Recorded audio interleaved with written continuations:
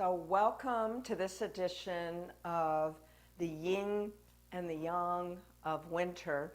And because I'm calling it that way, we will start with some more active things, only because in winter we tend to get super sluggish and we don't want to lose, we don't want to become frail during the winter because we're not moving around so much.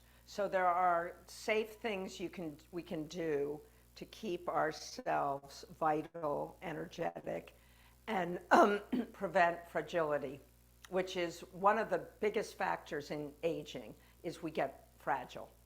And so there's a model in yoga called the Panchavayu model, which talks about the importance of distributing energy in a couple of different ways. So we need to obviously draw it in and assimilate it, and that's kind of shown by this circling thing. Then we need, or process, then we need to distribute it throughout our body. The energy has to be distributed. And then some of it has to go toward growth, which would be upward, and then obviously some has to be eliminated. And so we have to do all of these actions in a well-balanced yoga class. And then the other thing that becomes really important is to be very focused on our spine, because our spine is a critical component. So we need to be able to move our spine this way, that way, this way, that way, and something which is known as vertical extension, which is kind of, oh, wait a minute, twisting, forgot about this, twisting, and then kind of like that. So it's sort of a little bit of a twist, a little bit of a side bend, but there's some extension in it. So we have to be able to move our spine in all different directions like that in order to stay vital and energetic and keep from becoming fragile. So go ahead and just for a minute, move your feet back and forth just to feel your feet on the ground. And then if you're feeling safe and secure without holding on to something, try to close your eyes and adjust your feet in a way that feels like you're balanced, that there's a fulcrum going right down the middle of your body. And if you don't mind just standing here for a moment and checking in, starting at the feet and working your way slowly up.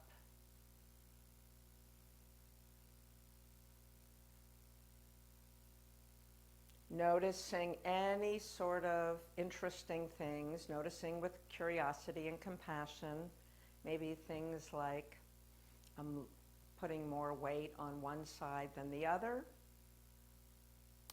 or I have twitching or tingling, any sort of vibration.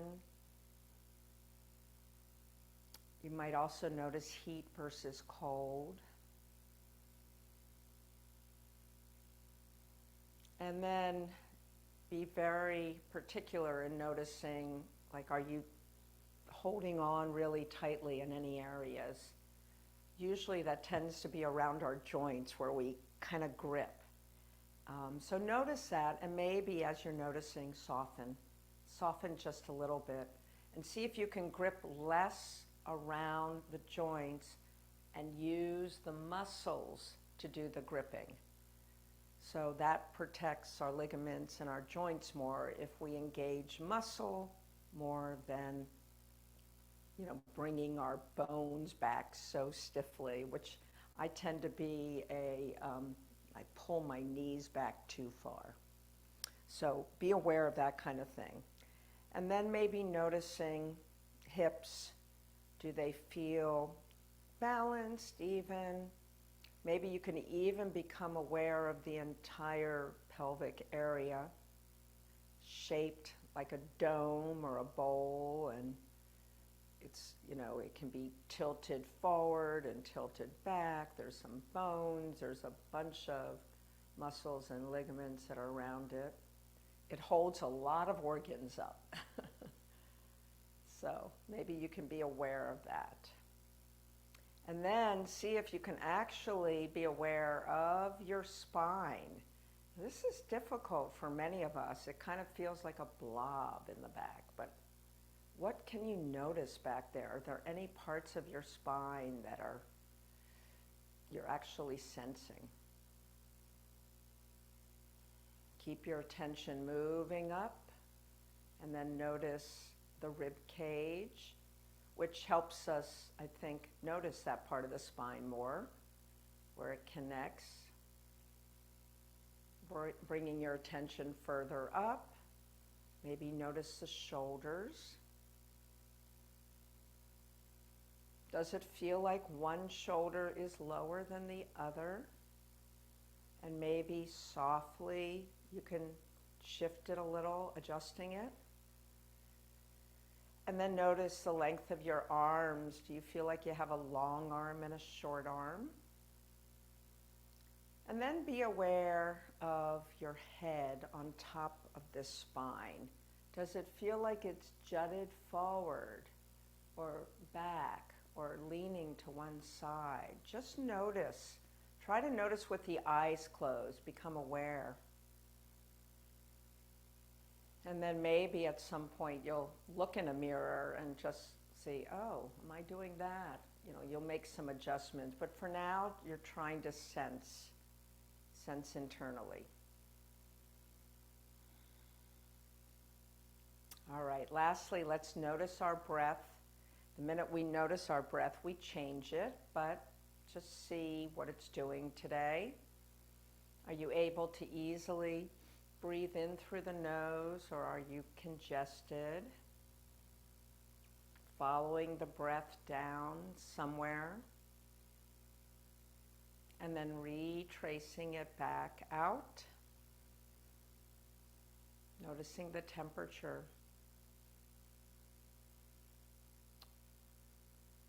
So an awareness exercise like this is a great way to get you centered, grounded, in touch with your body, so that you're not just doing this as like an exercise thing that you could be doing in front of a TV or with earphones on.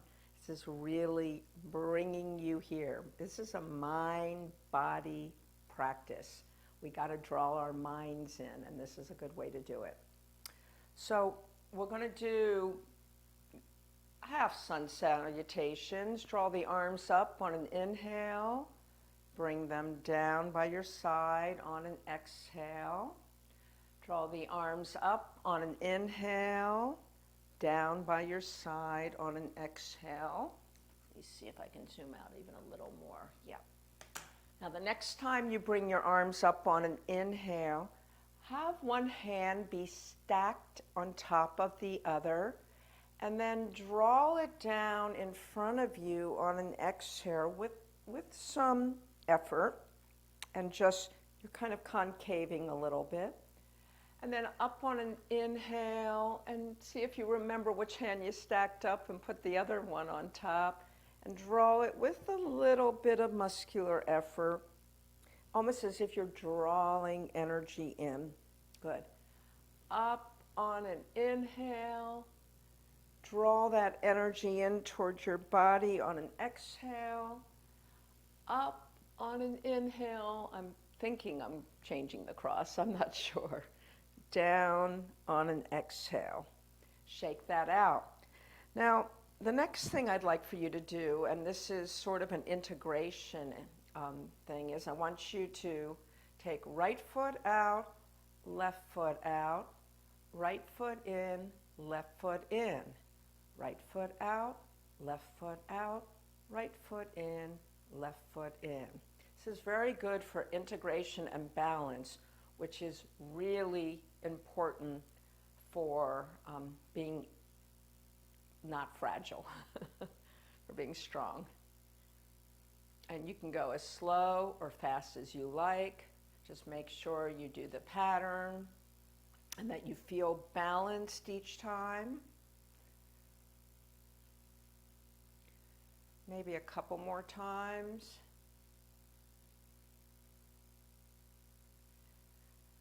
And then on the last time, let's close our eyes again, just briefly, and check in again. See if anything feels different, anything is more alive, or now you're able to sense certain parts of the body that you couldn't. Take a breath or two here. Now widen the feet somewhat, and again, this would be a time if you don't feel like continuing to stand, or standing in the middle of the room doesn't feel safe, you could always do this next little series against a wall, or you could just do sitting in a chair and just do the arms. So we are going to go up and draw our hands down. So we are working goddess pose and strengthening our thighs is considered in most of the Eastern traditions one of the keys to health. So having good, strong thighs, and they do this in all the traditions, in Qigong and Tai Chi, and in all the martial arts, and of course in the various yoga practices. So, and again, if you don't want to do this fully like this, you could just be doing your arms up and down, using your breath. So we are building a little bit of strength today, initially. All right, let's go ahead and shake that out. And recently, I did a class on how important it is to find something in between the set things we do that feels particularly nourishing to you. So for instance, if right now your body is like going, I need to do this, go ahead and do it. Or if your body needs to, if you need to shake your hands out or give yourself a bear hug, in between the little sequences that I'm organizing, it's very good for you to really check in and find whatever works to nourish yourself further. All right, so the next series, if you are using a chair, I'm going to demonstrate with the chair and without the chair. We're going into a lunge series, and because this does get the balance a little bit more, depending on how your balance is today, you might want the chair nearby. The object of this lunge series is we're going to do one leg back, and my suggestion for those of you using a chair is to have the inside hand and the inside. So the inside hand is on the chair, the inside leg is in a lunge, and a lunge is on the ball of the foot, not a flat foot. And then the point would be from here, we draw the knee toward the opposite elbow. Now if you're doing this without, it would look like this, placing it back each time. So this is, we are now distributing energy. And then with the chair, you would do it like this. And you just go as much as feels right. You don't even have to draw that in. You could just opposite arm, opposite leg. It could even be like that. So whichever feels right for you today. And if none of this feels right, you can be seated in the chair, drawing a knee up to the opposite elbow. So again, this is integration, it's balance, it's working the spine. It's great for crossing the hemispheres of our brain too, which is also very good for anti-aging and anti-fragility. All right, so now leave the leg back there, and you can either still leave this hand on the chair, or if you feel okay, you can draw the same hand as the leg up. And I just want you to feel strong here. So now I've put the heel down. We're in more of a warrior one. Feel the strength of this warrior one. Really feel strong. And you can even draw this other arm slightly back. Feel, engage these muscles and feel your whole spine engaged. Okay, let's shake it out. Now, in between, this is where you want to nourish yourself. I'm going to do a chair dog. You could do a wall dog, you could do a regular dog, or no dog at all. I love the feeling of a chair dog. I bend my knees a lot. I feel the length of my spine, but I don't feel too much pressure on my shoulders. And I breathe.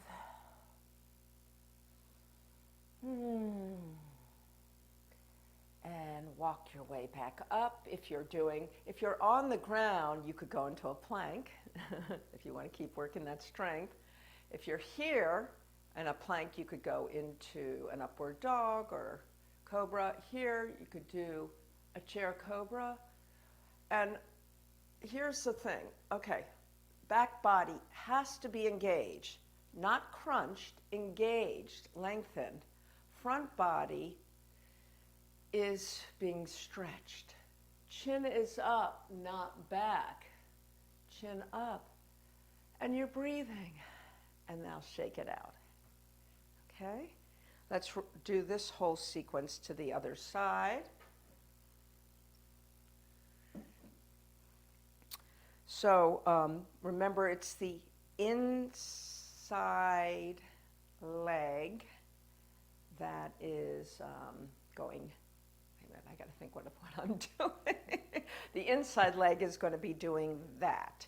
So your inside leg goes back into some sort of lunge. The lunge, you're on the ball of the foot, not a flat foot. You feel the muscles engage. Check your knee to make sure it's not like that or like that you're nice on the foot. And you're breathing, and you're going to raise the outside arm up, and then you're drawing knee to elbow. If you're not doing it with the chair, knee, whoa, to elbow, knee to elbow, put it back. Integration, balance, working the spine, crossing the hemispheres of the brain, all in one very simple move. All right, whichever one you have done, go ahead and put your heel down. You might need to turn your toes out slightly. Draw the outside arm down. The inside arm, if you feel sturdy enough to do that, go ahead and really engage these muscles. Feel the strength here. So you don't have to do a lot if you get your body working with it. You just worked. And you say to yourself, I'm not going to be fragile. I'm going to be strong. All right, let's see. I think that was all I was going to do on that side. So let's go ahead and go into whatever feels nourishing right now. I like the chair dog. Oh, you might want to do a regular dog.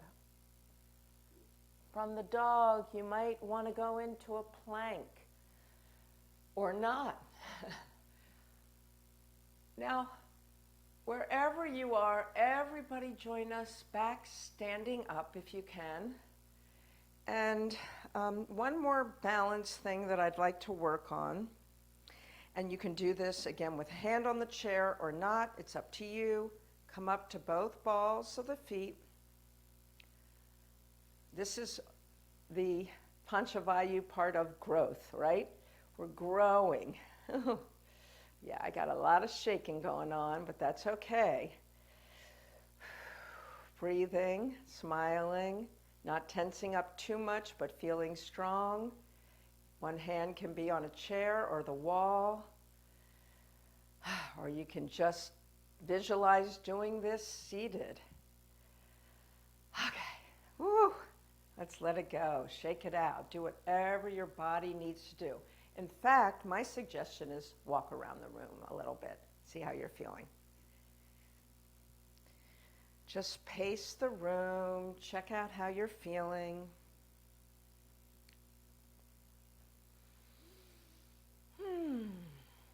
Now, the next series is a wide-legged series with a forward fold.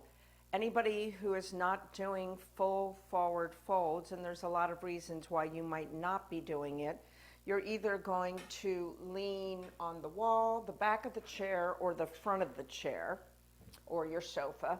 If you're going fully into the forward fold, you're just bringing your hands down to the ground. So all of us widen the feet and go into whatever forward fold feels appropriate for you today. This could be enough, it could be higher up, but the most important thing is I do want you to feel your spine. Feel that spine. Where can you soften to? Now if you're going all the way down, you're going like this.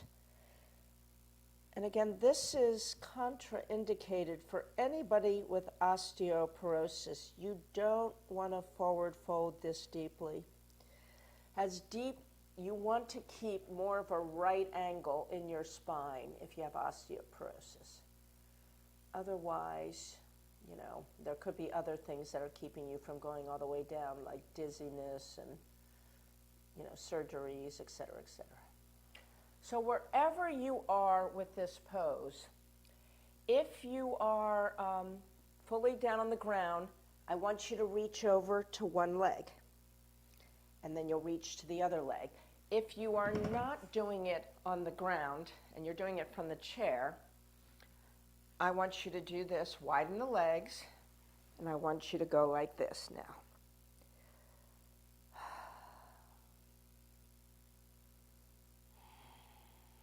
So whichever one you're doing, you're going to climb your way across and go to the other leg and reach for the other leg. So we are working the spine in all the different directions.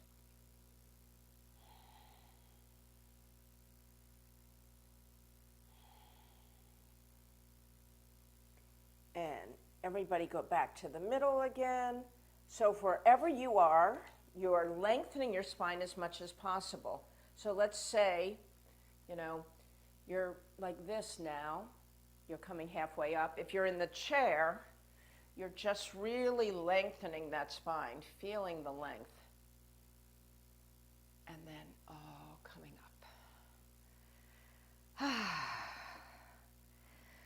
Okay, so we're going to do our twisting series now. So you can go ahead and sit on the ground, and if you're sitting on the ground, you could do our typical deer pose, right? We have one leg forward and one leg back. I'm going to demonstrate in the chair just because I saw something really cool that I kind of liked that you could do from a sofa or a chair. So if you are doing chair or sofa with me today, I do want you to put a block between your knees for this twisting series. If you're doing the one on the ground in the deer pose, you're just going to do our normal twisting series. So wherever you are, go ahead and feel your sit bones. And arms are going to be by our side with the palms facing up. And you're going to twist from the waist to the shoulders, and then in however much you were able to twist, you're going to draw the front arm out and the back arm back. So you should feel this in your armpits a little bit. And by putting the block between your thighs on the chair, you're keeping your pelvis from twisting. We really should be very careful with our pelvis and coming back. So we're using waist to shoulders instead of grabbing with the arms, because when we grab with the arms, sometimes we get the shoulders too much. So you're twisting, right, as far as your body will go naturally. And then you're drawing one arm forward, one arm back, and that really, you can feel how that extends a twist, but extends a twist from the waist up and come back. And so if you're still doing it from the chair, do a few more of these, like I've demonstrated. And now I'll go on the ground and make sure this is actually working on the ground.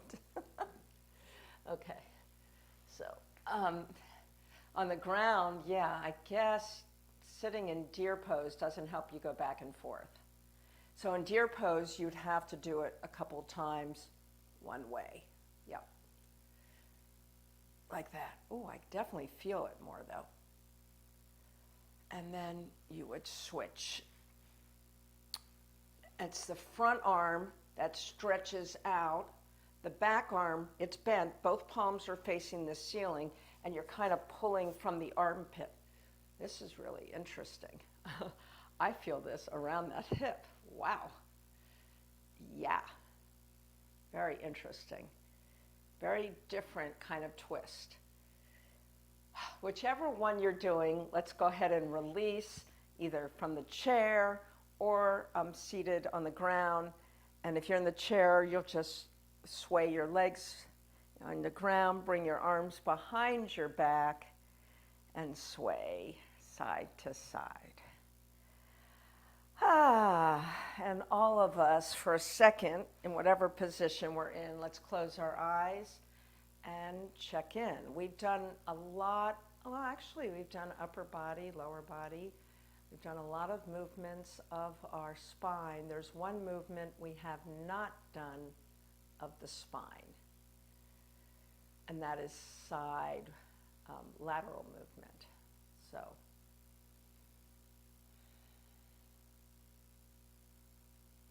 okay, so either from the chair or from the ground in any leg position you want to be. I may change the cross of my legs a couple of times. Let's go ahead and interlace the hands behind our head and just be like a tea kettle. Tilt to one side, come up. Tilt to the other side, come up. We're now doing lateral, right? So we start like this. Now drop a hand down. Either you're grabbing under the seat of the chair or you're placing the hand on the ground. And now you're going a little deeper. And release. And a little deeper. And release. I forget that this shirt is short. Deeper. And release.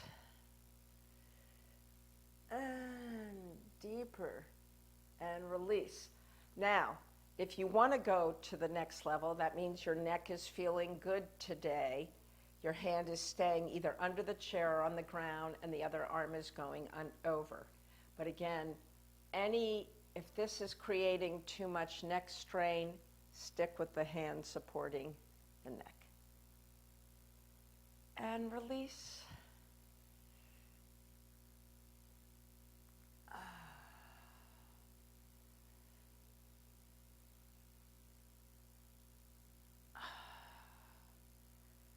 All right, wherever you are, either lengthen your legs out, walk around the room, put them in front of you, move them around, open up your chest a little bit.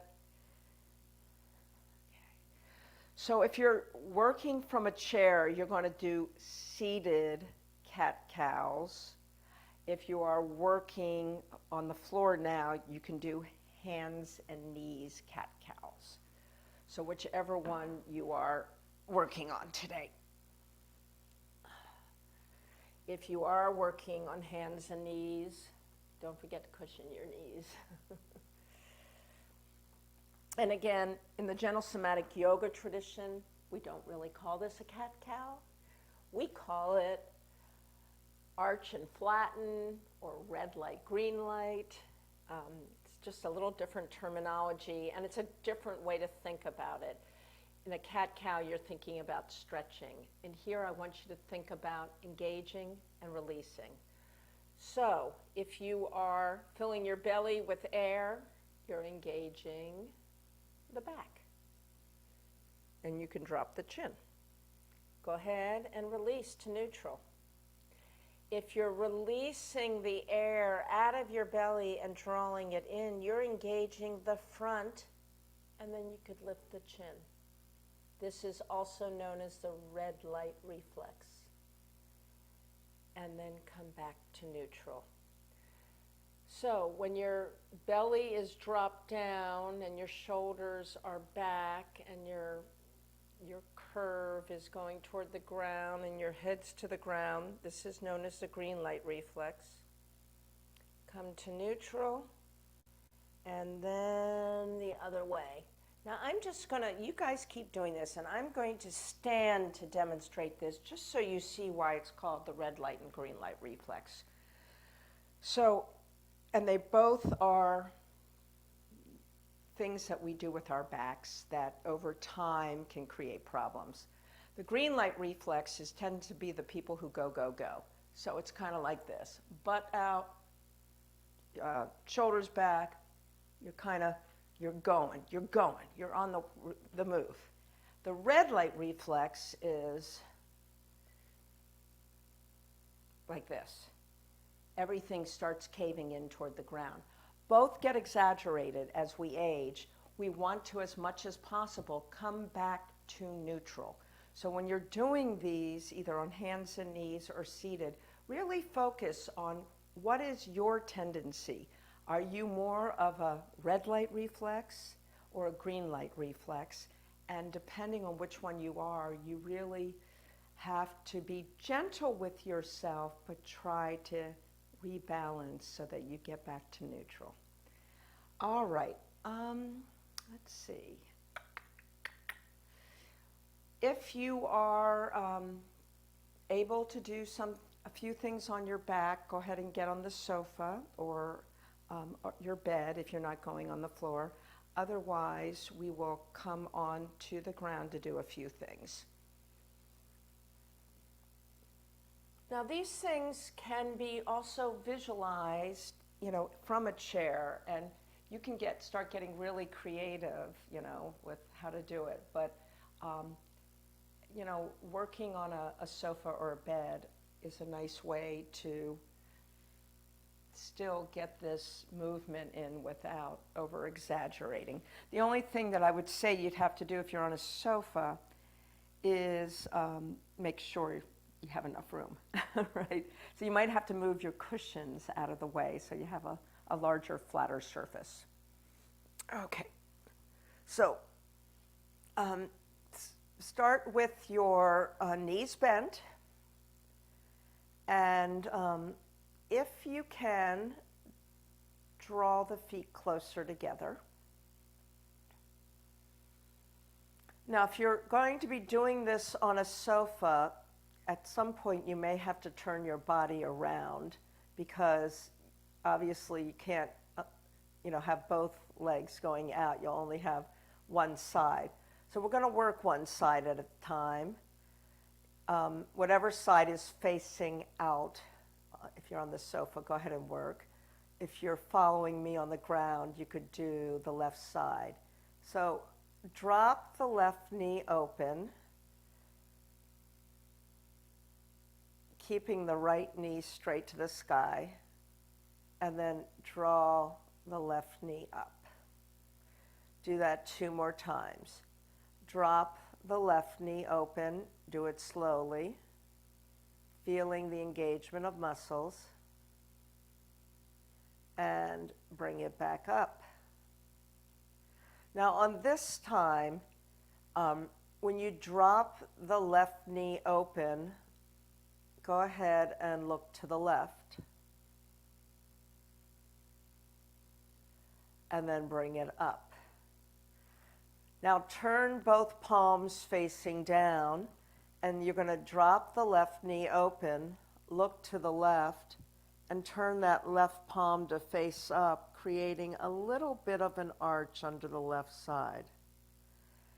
And then bring it back up.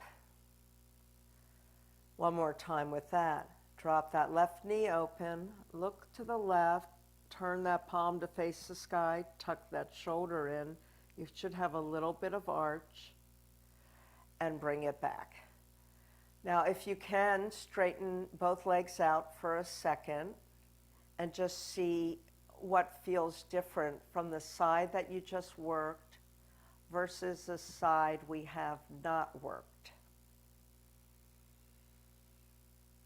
We'll keep working this one side. You can either bend up the right leg, put the foot on the ground, or leave it straight. You're drawing in the left knee, cupping the hands behind the kneecap, and just lifting that leg, pointing the toes, lowering the leg, deeply flexing the toes. This is the nerve flossing for sciatica. And again, it can be done with the other leg bent with a foot on the ground.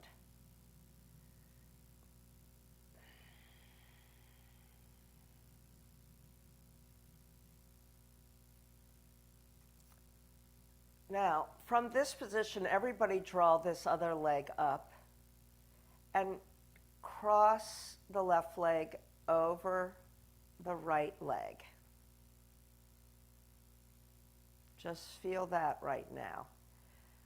Now, without creating too much pain, you have to only go within your range of motion, and you might even slide the right foot a little over to the right side of your mat or the sofa. See if you can let the legs slightly drop off to the left. So my left leg's on top, the left legs, and I'm not going too far. It's just a little bit. This should get around this hip area a little. If it's torquing your knees too much, draw your legs slightly further away from your body, or just adjust in some fashion. Don't go too much into this. And breathe here for a breath or two. Come back up. Release the legs. And then either, this is where you do your nourishing thing, either stretch them out, draw the knees in, circle, windshield wiper if you're on the ground, whatever allows you a little bit of release from what we just did. If you're on a sofa that's narrow, you're going to have to turn yourself completely around now. If you're on a bed or on the ground, we're going to work the other side. So now the left knee is bent with the knee pointing to the sky, not doing anything. It's your right side that you're opening the thigh and closing it. So you're really rolling on the outside of that foot, opening it, keeping the other knee relatively stable and that hip stable, closing it. Last time, just like this. So now we're going to add the head going that direction. So if the knee goes to the right, the head gently goes to the right. And come back. Do that 2 more times.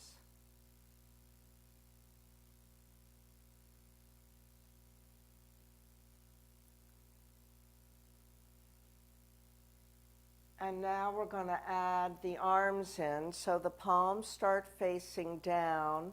When the knee goes to the right, turn the palm to face the sky. The head goes, tuck that shoulder in gently. And come on back. Do that 2 more times.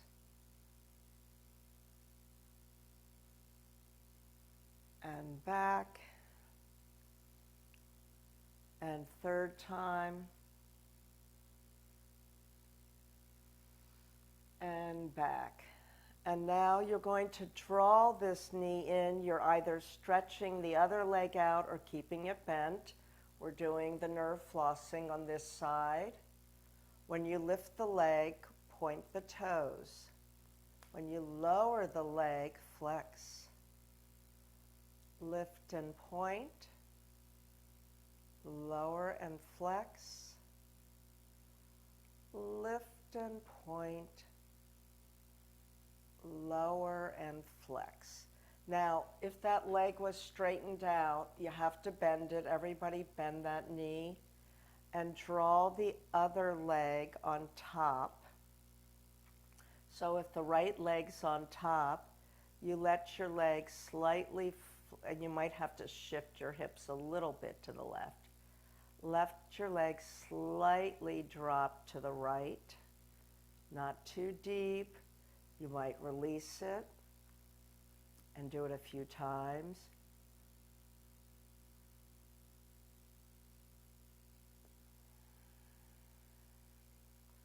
Just notice where you're feeling this.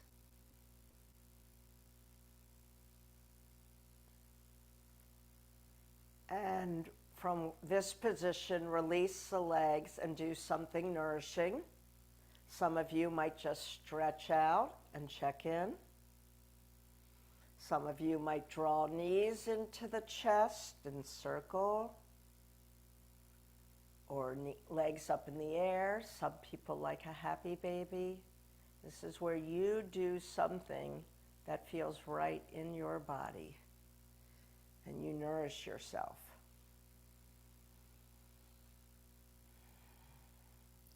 So I actually have a longer meditation today that I'm trying out for the first time, that I learned from Olga Cable. She is a yoga therapist that I have followed and studied under for many years. She's really somebody that I like. So rather than do our mudra practice, I was going to try this. It focuses on the spine. It also focuses on your chakras. I thought it was interesting. So find your way into any comfortable seated position, one that will allow you to sit for a time. And make sure that your spine, the most important thing is that your spine be relatively erect. Okay.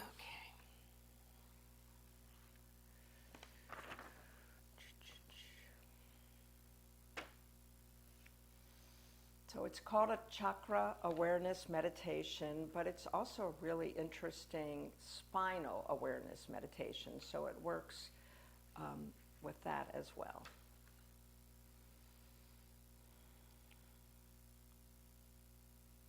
So begin by bringing your attention to your tailbone.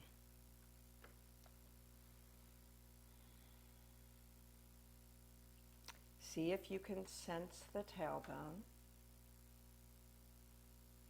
and hold your attention there.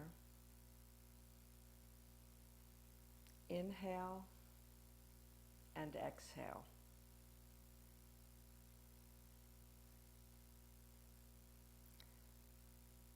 On the inhale now, move your awareness up higher along the back of the body towards your sacrum.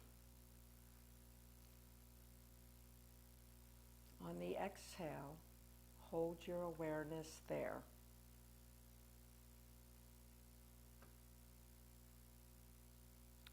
On the inhale, move your attention up higher towards your lower back. On the exhale, hold your awareness there.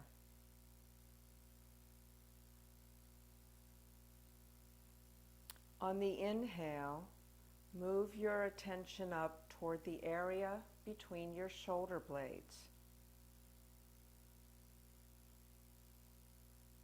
On the exhale, hold your awareness there. On the inhale, move your attention toward the back of your neck.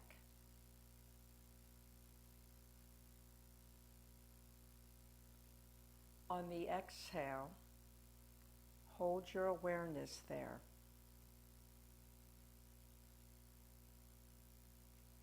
On the inhale, move your attention up along the back of your head toward the middle of your head.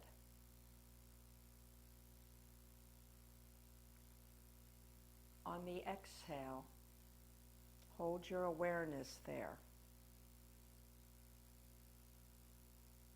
On the inhale, move your attention toward the crown of your head.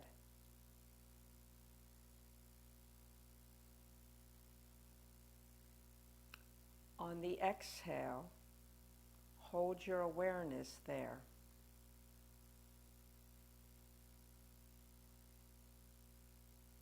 On the inhale, hold your attention at the crown of your head. On the exhale, move your awareness towards your third eye center.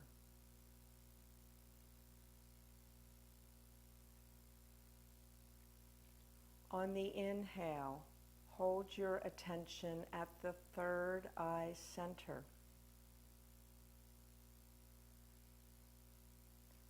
On the exhale, move your awareness toward the front of your throat.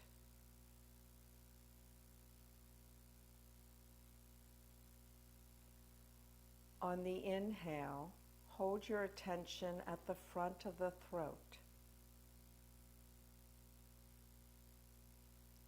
On the exhale, move your awareness towards your sternum.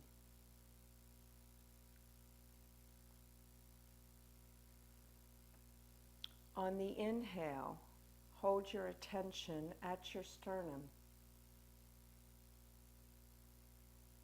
On the exhale, move your awareness towards your belly button.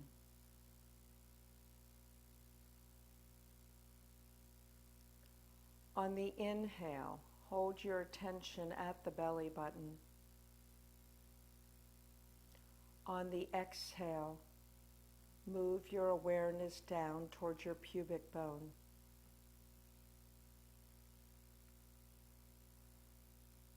On the inhale, hold your attention on the pubic bone. On the exhale, move your awareness towards your pelvic floor.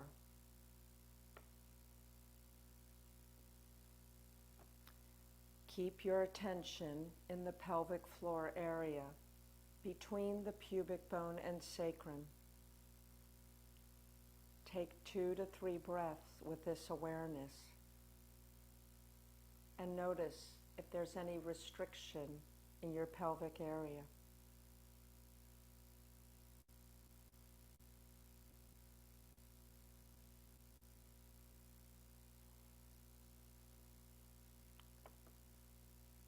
Move your attention to your abdomen, between the belly button and the lower back. Take 2 to 3 breaths with that awareness. And notice if there's any restriction or tension in your abdominal area.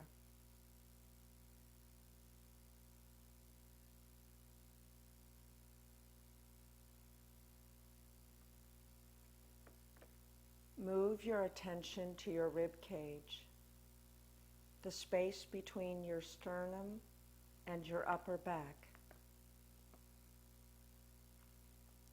Take 2 to 3 breaths with that awareness and notice if there's any restriction or tension in this area.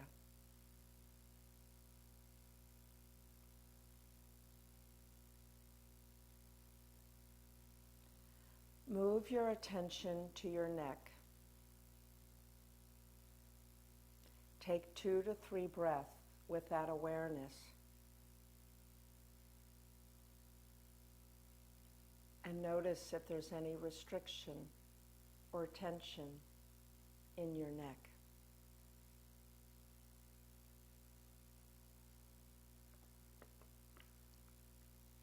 Move your attention to your head. Take 2 to 3 breaths with that awareness. And notice if there's any tension in your head.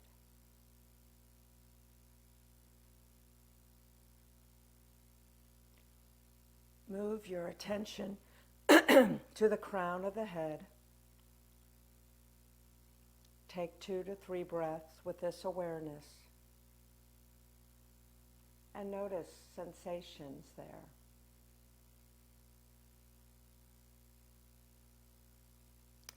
Imagine connecting to something greater than yourself through the crown of your head. Be it God, the universe, higher consciousness, Mother Nature, or anything else. Establish that connection through the crown of your head and continue to breathe comfortably.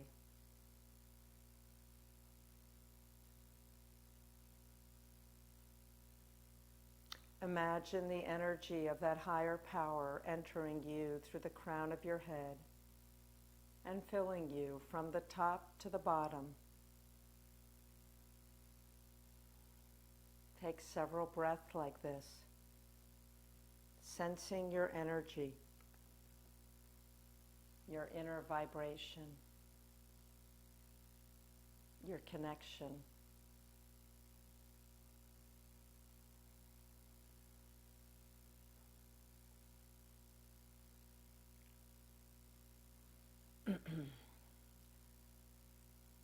Take your time coming out of this meditation. Stretch yourself out in any way possible. Maybe giving yourself a rub down.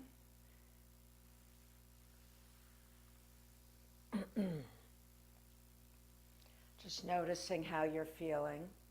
And then gently, if you're still in a seated position, circle your body. And then circling the other way.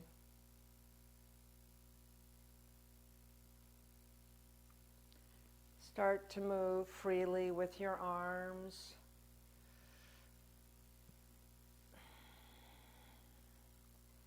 Anything that feels nourishing.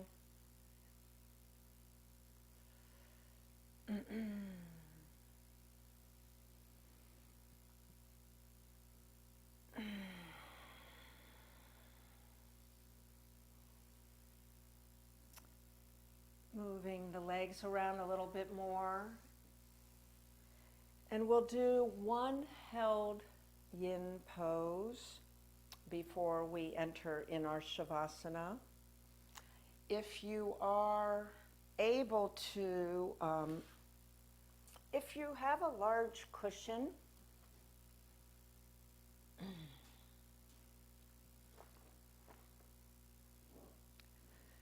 and you want to stay in seated, you could stretch your legs out and build up some sort of, oops, I have kind of thing like this, and just kind of lay forward like this. You could do that. If you want to do this on your back, you're doing more of laying on your back and maybe even elevating the hips and doing something like this, you know, kind of tucking in like this. So one or the other will hold this position for maybe a minute. Breathe through it. See where you can soften.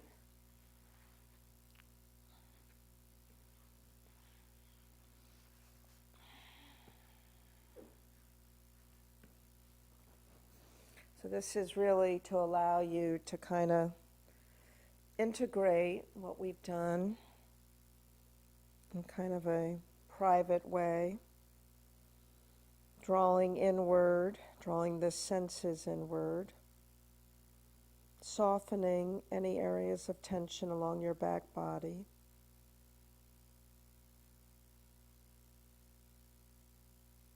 The inversion is helpful for people who experience a lot of fatigue or restless leg, or it actually can control your blood pressure too.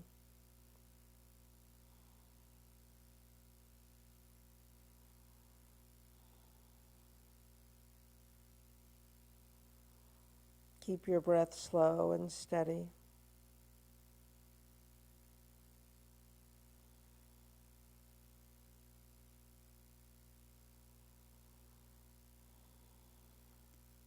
So whichever one you were in, whether it was the seated gentle forward fold or the inversion with the legs up and you're slightly coming in towards yourself. Make your way into whatever position you'd like to do your Shavasana in. And I will ring our beautiful bowl and do another reading from Tara Brach.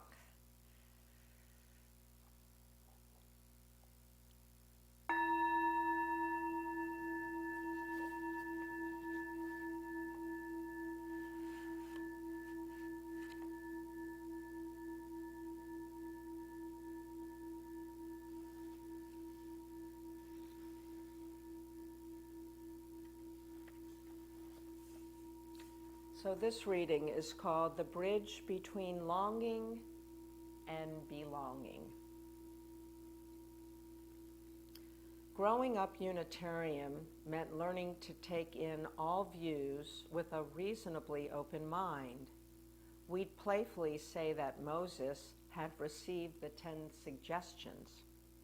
And when it came to prayer, the joke was to address to whom it may concern. So I was pretty much left to figure out for myself what praying was actually about. Through the decades, my relationship with prayer has emerged and deepened during encounters with grief, shame, fear, and despair. As I learned to sustain a real presence with these feelings, the pain of separation they revealed would unfold into deep sadness and longing. Over time, my yearning became increasingly clear. It was to belong to and be held by a larger source of love and presence. In the moments when this yearning overflowed, I'd reach out to what felt like an intimate and luminous field of sentience, suffused with tenderness and caring. It felt like reaching out to the great Mother of the universe.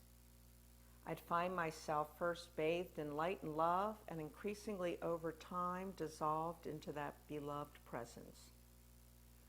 Now, when there's a sense of being caught in my limited self, I often turn with a prayerful heart toward that larger source of loving awareness. As poet John O'Donohue wrote so beautifully, prayer is the bridge between longing and belonging.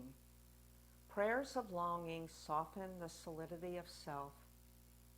They create a porous, a receptivity to the loving presence that's always available to us, whether we remember it or not. When we become humble, undefended, and available, we're open to directly know our belonging to the love. I like to imagine prayer as a tree that's rooted deeply in the soils and rocks of our vulnerability, of our hurts and fears. The roots support the tree's limbs as they reach out with great longing and receptivity to the heavens. Our willingness to deeply touch our earthly vulnerability is what gives us uplifting power to our prayer. Prayer is a creative experiment for each of us as we find the words and the postures and the images that make us available to the healing presence of love and grace. And what might feel like an empty ritual in one moment might deeply open us at another time. Words can be a mental whisper or said aloud. For some, the gesture of placing palms at the heart and bowing the head increases the sense of openness, tenderness, and receptivity. And for some, a full prostration is an act of humble request and surrender. For myself, I'll bow my head slightly, and although I usually place my palms together, sometimes I'll raise cupped hands, as if offering whatever is here into a larger and loving presence. So, reflection. When you feel a sense of separation and longing, is there a gesture, is there some sort of prayer or a simple word that might open you to love and belonging? You might explore that today, sometime. You just might bring your palms together and bow your head, as we do at the end of our class. So make your way to seated. And we say namaste. The light in me recognizes the light in you.